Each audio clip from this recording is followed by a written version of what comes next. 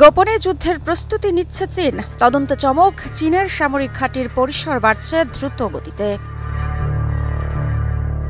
চীন কি সত্যিই নতুন এক যুদ্ধের প্রস্তুতি নিচ্ছে? কেন হঠাৎ করে দেশটির ক্ষেপণাস্ত্র কারখানাগুলো রাতারাতি বড় হচ্ছে? তাইওয়ানকে ঘিরে এই সামরিক তৎপরতা শুধু কৌশলগত নাকি যুদ্ধেরই পূর্বাভাস?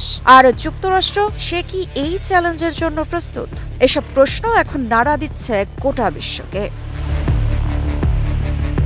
বিবিসির সাম্প্রতিক প্রতিবেদন বলছে, চীনের ভেতরে চলছে নজরবিহীন সামরিক সম্প্রসারণ। আর অন্যদিকে সিএনএন-এর বিশ্লেষণ অনুযায়ী দেশটির ১৩৬টি গুরুত্বপূর্ণ সামরিক স্থাপনার মধ্যে ৬০%-এরও বেশি সম্প্রসারিত হয়েছে গত ৫ বছরে। ২০২০ সাল থেকে ২০২৫ মাত্র এই সময়ের মধ্যেই ২১ মিলিয়ন বর্গফুট নতুন নির্মাণ, যার মধ্যে আছে টাওয়ার, বাংকার, এমনকি ক্ষেপণাস্ত্রের অংশ।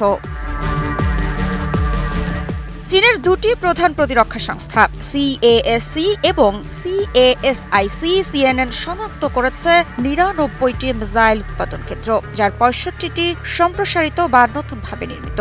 রকেট ফোর্সের ৩৭টি ঘাঁটির ২২টি এখন আগের চেয়ে অনেক বড়। চীন এবছর প্রতিরক্ষা বাজেট ৭.২% বাড়িয়ে $২৪৫ বিলিয়ন ছুঁয়েছে।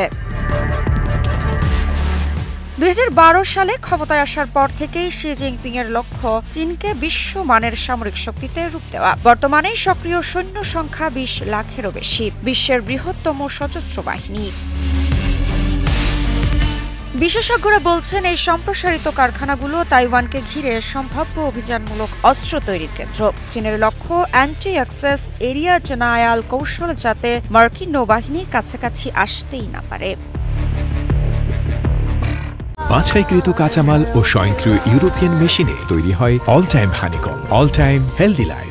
এদিকে যুক্তরাষ্ট্র ইউক্রেন ও ইসরায়েলকে সহায়তায় নিজের অস্ত্র ভান্ডারের বড় অংশ ইতোমধ্যেই ব্যয় করেছে। চীনের দ্রুত উৎপাদন শক্তি এখন ওয়াশিংটনের জন্য বড় মাথা ব্যথা। রাশিয়া ইউক্রেন যুদ্ধ থেকেও শিক্ষা নিচ্ছে চীন। প্রথমে ড্রোন, পরে ব্যালিস্টিক মিসাইল, এই কৌশলকে তাইওয়ান অভিযানেও প্রয়োগ করতে চায় বেইজিং। বিশ্ব নিরাপত্তা বিশ্লেষকরা সতর্ক করছেন, এই গতি, এই প্রস্তুতি সবকিছুই ইঙ্গিত দিচ্ছে নতুন এক বৈশ্বিক বাস্তবতার দিকে। চীনের দ্রুত সামরিক উত্তরণ বিশ্বকে এক নতুন কৌশলগত ভারসাম্যের মুখে দাঁড় করিয়েছে। প্রশ্ন এখন একটাই, আগামী যুদ্ধের ছায়া কি ইতোমধ্যেই পৃথিবীর ওপর পড়তে শুরু করেছে? ঋত্বিকা সিনহা বিশ্বাস, নিউজ 24।